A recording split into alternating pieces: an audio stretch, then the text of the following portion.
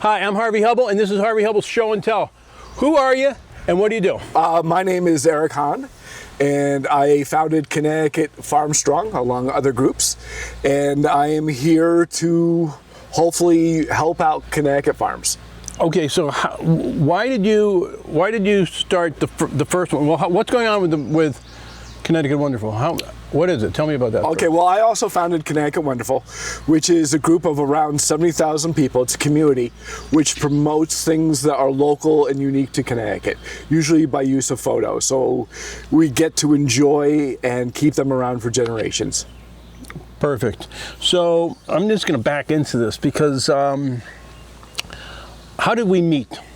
I think we became friends through Connecticut Wonderful. You liked the work that I did, and I am grateful for that because I love all the people in my community. And then one day, I'm just hanging around my barn, right? Yes. And I live on a like in the middle of nowhere. I live on a road, and you showed up with your son Ian. Yes. Yes. And you said something like, I don't know. You said, "You know who I am?" And I said, "Yeah, you're famous." Well, I have to back this up because I met an employee of yours at Earth Day. My son was sitting next to her, lovely young woman, and they got talking. And she goes, "Well, you'll love Chanticleer Acres," and she told me about your farm, and it sounded amazing, and I had to come see it for myself. And you did. Yep. And then she gave me a tour. And then so that was the first time you were here. Yes. Then you came by. You brought your son by. You brought Ian by. Yes. And then he ended up working that summer. Yes. My son loves everything environmental. He's going to school for environmental science, and he wanted the chance to learn firsthand about land management, and I thank you for giving him that, and he's learned so much here. So then, this is the part I like about storytelling. So then what happened was we were having a farm-to-table dinner here, Yes. farmer's table dinner. And, Wonderful. And so I said, I'm like, well, why don't we call that Connecticut Wonderful guy, the famous Eric Hahn? And then I get a phone call from you, and you say you want to help out farms. And so the reason we're meeting here in the treehouse is because that's where we had the meeting. The next time I saw you, you came up here. And so tell me about this farm group that you wanted to start. Tell me where the inciting incident of when we met in the treehouse the first time, when you came up and said, I want to start this whole farm group. I've love and respect and know how important farming is to our state and to our nation, especially family farms. It's something I believe in with my whole heart. And it's something that needs protecting. And I met with a friend, and we talked about doing a concert to get the word out that farms need love and support. And we came up with this concept of Connecticut Farm Strong, where we'd have a concert and do other things, hopefully, in the future, to raise money to give small grants to farmers who might go through some financial problem. Might be going through some financial problems that need to be addressed quickly. It's so critically important that we don't lose any more farms in our community and keep as many open and hopefully maybe have more.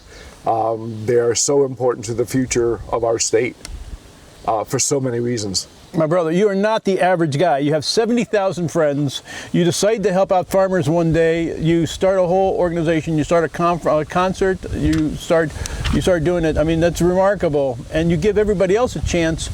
All the people who don't have 70,000 friends, all the people who don't have the ability to put on a concert and bring everything together, they can participate by showing up, bringing their family. Yes. So yep. When is the event going to happen? August 22nd, the beautiful March Farm, which is a family farm in Bethlehem. It's simply stunning there.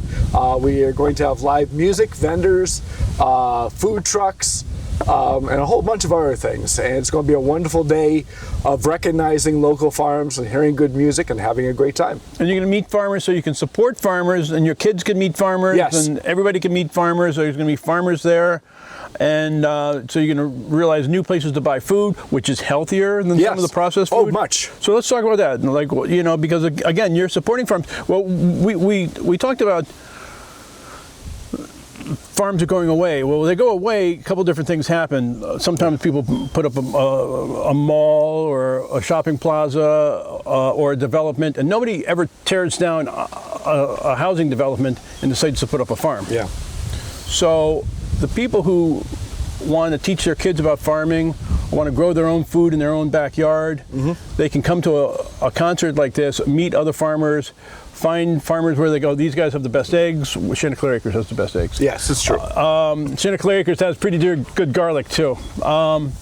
So you can meet all the different places and say, these places, these guys, Why Not Farm grows great beef. March Farm has great apples. They all have a lot of great things. But once you're exposing people to all the farms, putting all the farms in one place, I think that's an incredible gift to our society.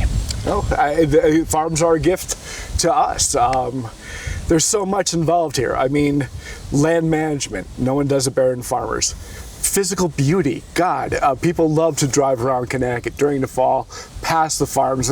Each farm tells its own story just by looking at it. And these farms traditionally have been in the same family for generations. I know of a couple of farms that are 5 generations old, which is simply amazing, and we need to preserve this. They look after us, we have to look after them. You're remarkable. So you've started driving around looking at farms, taking pictures of farms. So tell me some of your favorite farms. Oh, let's see. Everywhere. Well, I love this farm. There's Bethlehem. Let's see. There is March Farms, which is gorgeous. Oh, I love Lyman's Orchards in Middlefield, and that's just stunning. And it used to be on the Underground Railroad as well, so there's lots of history there. Well, there's a bunch of farms near where I live that raise cattle, and they're just gorgeous. It's kind of like picking your favorite child. It's kind of hard to do. They're all unique. I'm sorry I put you on the spot. No. Yeah, but there's a beauty to farms. There's a practicality to farms. There's also a lot of education on farms. And our best nutrients come right from earth. And our teachers are the farmers. Yeah, it's funny because as much as I love and respect farming, I can't do it. I try to have a garden, and it does poorly, and it teaches me how important good farmers are. Because if I had to depend on myself to feed myself, it wouldn't happen. So I need farmers. I love going to farmers markets. They're great community events, and you get to look at everything. I also do photography on the side, and the sheer beauty, to me at least, of vegetables that are farm grown, that have such rich colors. You know, like your yellow squash is gorgeous, and the red tomatoes, and the eggplant that has a little bit purple, and you shoot this all together and it makes a gorgeous photo. And you don't see that at the supermarket. The tomatoes are pale. They don't have the colors that farm grown vegetables do, which are so much better for you because, you know, they're rich in beta carotenes and other nutrients, like you said. You know, I mean, I love you. You are a positive. You are a positive guy. You are a really positive guy, and you're an artist. And your description of the food is that of an artist, a photographer, talking about this stuff. Yeah. But at the same time, I mean, you are a nurse, right? Yes. So that's why I can't grow plants. I can take care of people. You can take care. Well, you raised a great family. Oh, thank you. You raised a great family, so you know somebody else can feed them vegetables. You know, you're doing the hard work. But I mean, being a nurse, you see a lot of not so pretty stuff and a lot of rough and tough stuff. I worked in the ER for 10 years. Pretty much saw it all. And you find your happy place. Yes. Here. Here and behind the lens and making a difference and doing the positive. So you found all this positive. You were able to create positivity from everything that you've seen and done. if I may be so bold, you got to talk to the farmers themselves. And you don't even have to talk about farming, just talk to them. And they are some of the most wonderful people I've ever met. Emily March, yourself, and every farmer I've ever just stopped to talk to, just, how are you doing? And they're warm, wonderful people. I've never met one that wasn't. So I've fallen in love with farms and farmers. Both are wonderful. So we've been through this, but I just gonna make sure the average Joe and Joanne and Joey and everybody else can if they show up at this concert on this day, they're gonna meet farmers. They're gonna educate themselves to other farms. There's gonna be probably speakers in between the bands getting up there. How many bands? We got 5 bands or something? 5 bands, 5 or 6. A lot of people actually wanted to play this, so I'm going to have to whittle them down a little bit. So, well, it's a good positive thing, yeah. and it's a way that people can help. There's a small fee to get in, yep. But all the money goes to helping grants to help out farms, and that's we always use the expression there's unity in community. Amen. Amen. Okay, so tell me what else do I need to know about farming, or are you doing this in Connecticut? Well, let me just I think we are focusing on the positive, but we should be aware that a lot of farms are in danger of closing. Things come up, and my whole thing about Connecticut Wonderful, my other group, is what you don't take care of goes away. If you don't appreciate what you have, you risk losing it. And I just do not want to lose a single Connecticut farm. I do not want to lose a single Connecticut farming family. What they know is so important, and it's not easily learned. It's something, like I said, sometimes it takes generations. And what they bring to our state in their intelligence and their knowledge, farming takes all the sciences. You need to be part vet, parts chemical engineer, parts meteorologist. You have to know about everything, and I don't think people appreciate that.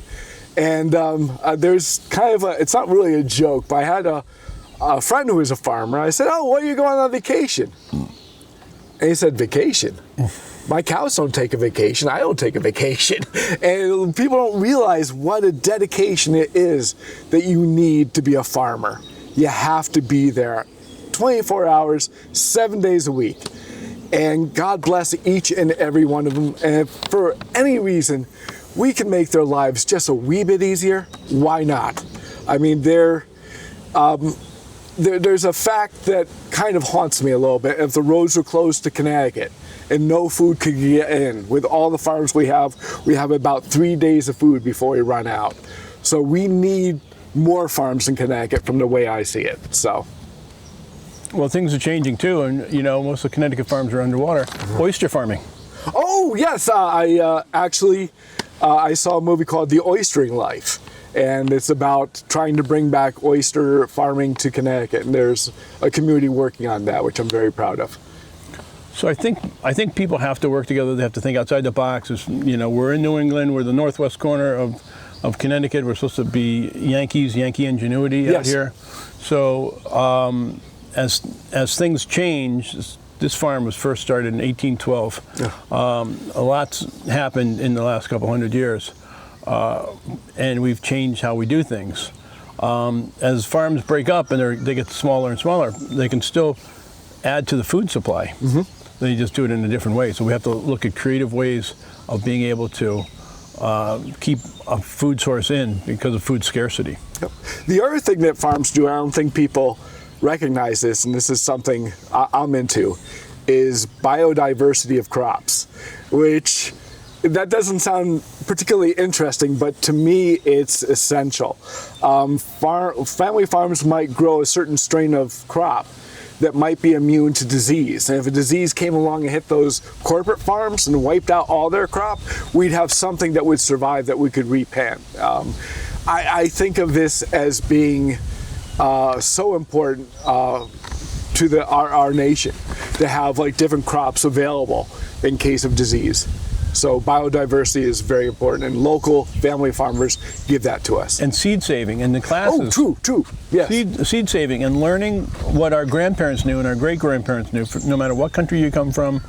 You know, the thing I think about seeds is whatever nation your family came from, seeds are like little suitcases, and they bring your culture, and they bring grandma's favorite recipe to you.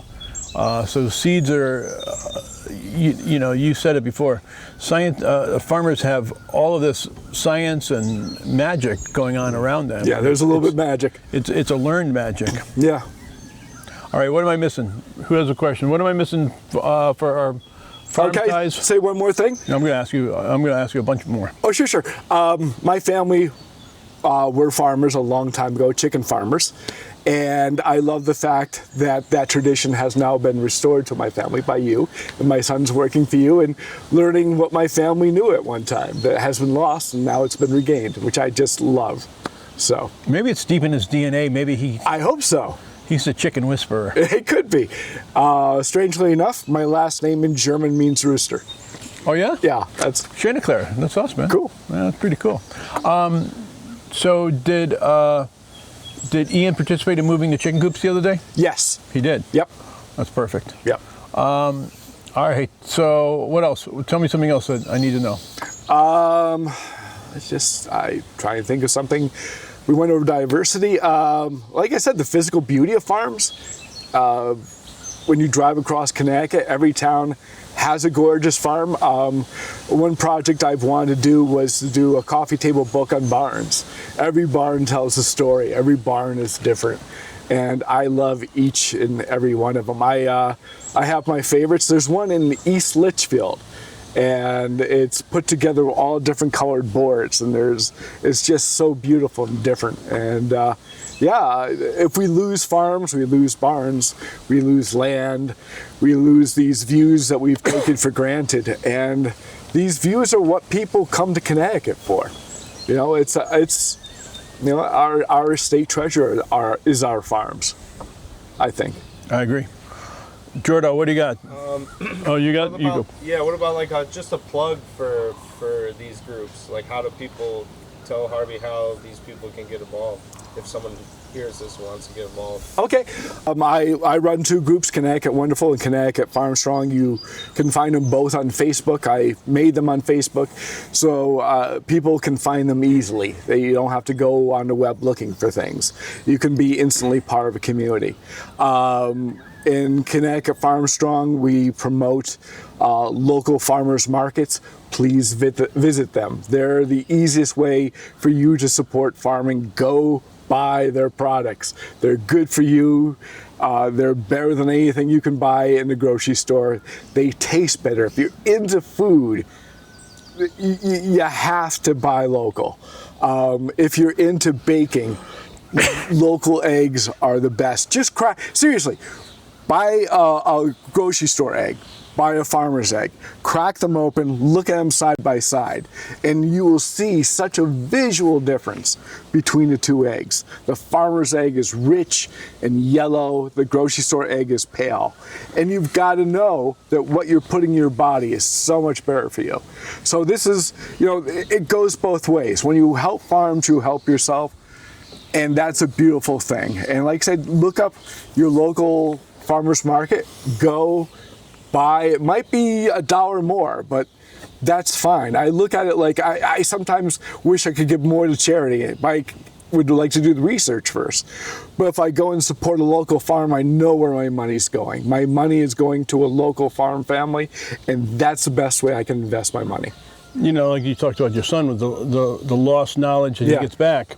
It's just that easy. And you're right on with these eggs. The yolk looks different. So they're totally different. They're healthier for us. And some of the eggs you're buying at the supermarket are months old. Oh. They're months old, and that's why they're pale. Okay, so what should we do? How can the average Joe help out in Connecticut, the northwest corner, in August? What can we do? Okay, well, we're having a a music festival called Connecticut Farm Strong Music Festival. It's It's in Bethlehem at March Farms, and where it's going to be August 22nd from 1 p.m. to 8 p.m. So you can go there and have a great time. Small fee to get in, meet actual farmers, and of course, you always can join our Facebook group, Connecticut Farm Strong on Facebook, and learn more about each farm and their local markets and where you can buy fresh produce. That's awesome. I think our focus is to get funding for small grants to help out farms. And we're looking to do that. And if say a farmer needs repair on a tractor or whatever, they can come to us and we can have the money to help them out a little bit quicker than a grant from the state. And that's the focus of what our group is doing. Or even if they want to grow in a certain area and they want to start moving into different areas, from what I understand, they're going to be the money's going to be available to help out local area farmers. It's for any number of the things that happen. Yes. Somebody breaks an arm. Yes, exactly. Falls out of a tree, pruning a tree or something like that. Renee had the tear in her greenhouse the other day. Oh. Yeah, that happens a lot. So we can help them. That's perfect. Which is what we want to do. It's so important. Well, you go to a farmer's market, you support local farms. Their crops are going to have less pesticides, be less genetically modified, and be so much healthier. They're richer, more nutrient filled, and they're going to taste better. I mean, they are better for you. But if you are looking to make a quality meal, something memorable, then you have to have local food. There is no substitute for fresh garlic. There is no substitute for local eggs. You can't. My wife is an amazing cook from Italy, and they used to have a farm. And the way things taste when they're locally grown is far beyond the experience of anything you can get at a grocery store. You will notice a definite difference, and you'll just love it. And I think we have a strong food culture here in Connecticut.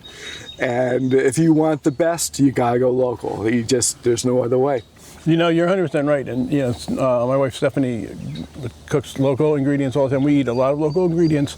I consider where we live in the northwest corner of Connecticut, I consider this Kurdistan, because in the western part of Massachusetts, there's foodies. In the Hudson Valley of New York, there's foodies. Yep. There's foodies in the northwest corner. So we're all like, we're from 3 different states. But if you just drive around in a circle in those 3 states, which you can do, which I've done, and you're just stopping by different farm things and just picking up ingredients, I mean, it's a Sunday. You're with the family, you're doing stuff, but it's also a time for not only if you don't have a green thumb and you don't cook well, but finding the stuff. I mean, if you don't grow well, but you cook well. Yeah. You have the opportunity to teach on so many different levels on all the stuff that the farmers teach us. Yes. Nutrition, hard work, a skill of growing. There's lots of things to be done there. And by buying their crops, you get to be a part of that. You directly help the farmers that grow your food, and that's a wonderful relationship. You get a piece of their farm to bring home. You get a piece of their farm to bring home. What is an initiative in your group that you're looking forward to that you probably haven't, like a long-term goal that you really want to do? One thing I like is Connecticut Farm Strong already has 1,000 members. And how old is it? Less than a year. And I'm hoping to have most Connecticut farms involved in it in a way that they can communicate a lot faster. We helped out one farm with getting the word out that they were kind of being threatened by a neighbor to close. So we actually got people to show up at the town hall and stand up for the farm, and they succeeded. They succeeded against their neighbor who was suing them. So, we just want to get the news out of what farmers need, be it legal. We also support legislation that's pro-farming, which is so important. So that that's a good way to get the word out that there's bills that you need to support. And of course, we want to get out news of local farmer stands and farmers markets so people know where to go. They're happening all around the state. So we want like a central hub to get that information out so everyone can participate. So it's a really easy way to help out and support your community, Yes. help out the farming community is your Facebook site. And I grew up in Newtown, Connecticut. There's a general store and the town hall right in between there. There's a message board. And if you wanted to, if you lost your cat or if you have a cow, you got a cow for sale, you got some goats, whatever, the old notes used to be there. As that shifted away, as things changed, different ways to communicate. But now the way to communicate is through Facebook. And you can get involved, you can support farming, and things that you might not have known because you're reading about it on Connecticut Farm Strong. That's what we're here for. All right, perfect. All right, this is Harvey Hubbell Show and Tell, and thank you for coming here today. Y'all come back now, you hear?